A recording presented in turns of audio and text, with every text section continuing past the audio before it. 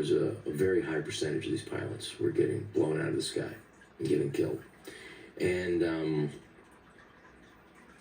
they went to the prison. They went to the Air Force chapel, and the pilot said, "Why?" He said, "Our friends are dying. Why should we do this? Why should we get up tomorrow and fly? It is at like literally 4:45. It's supposed to leave 5:30. Why should we do this? Tell us why." They didn't say they weren't going to do it. So tell us why we should do this. Our friends are dying. Tell us. And the chaplain was really, woke up and said, well, humanity has come out of the dark ages. We've come out of where people get burned at the stake. People believe and go along with this. And there's a darkness that we have come out of and doing a more of an enlightened period, a more freer period.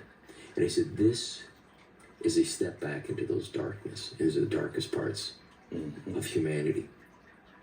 And we need to stand up for that now. And that requires this. So they all flew. We are there again.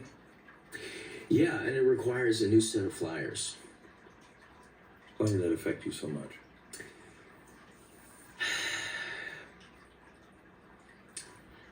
Well,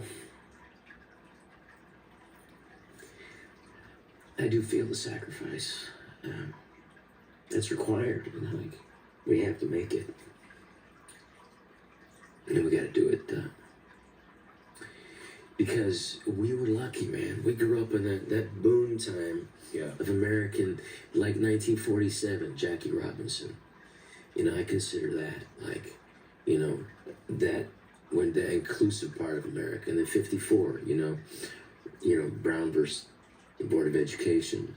And then you have, like, my dad, 1954. He just, after Brown versus Education, he said, I'm gonna, and my dad was in real estate, said, I'm gonna rent to black people. And he said, this is wrong. This is not moral. And I grew up with that guy, and I grew up with, like, my mother was an educator, and, when also half her family were killed during the Japanese occupation. So I grew up with that. So I was very aware of, like, that. And so that morally shaped me.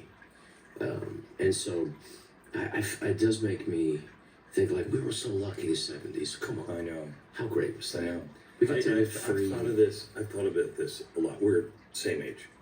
And I think about it a lot, that my kids won't have the opportunity to see America at the height and at our best, even though we had all kinds of problems. Yeah. But we still had freedom in a different way than they'll ever understand. And, when I left New York, I didn't realize it until later.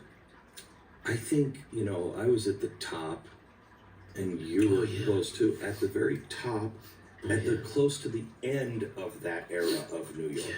You know what I mean? Oh, yeah. And now that... Dude, I was on billboards in Times Square. Crazy, right? Yeah. And that era is over, and people won't experience the things that we kind of took for granted in some ways. There is I'm hopeful that freedom, because we've had, America has survived, and, like, for people who think this is a civil war, it's not. No, it's not. It's not a civil war. I mean, if you talk about the brutality and the 600,000 people that died in the Civil War, and the high percentage of that, of the population at that time, and in horrible ways.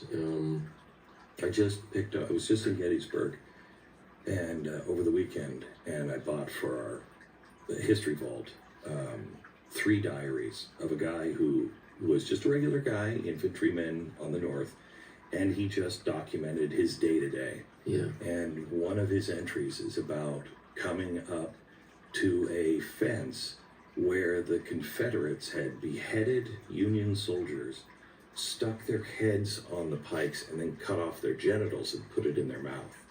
And I thought, that's an American doing that to another American. And that only happens when you're trained to hate the other side. That is what happens in the road. I mean, I hate to say this, but like we're heading towards that road I think because we're on that road. We can still turn around. when we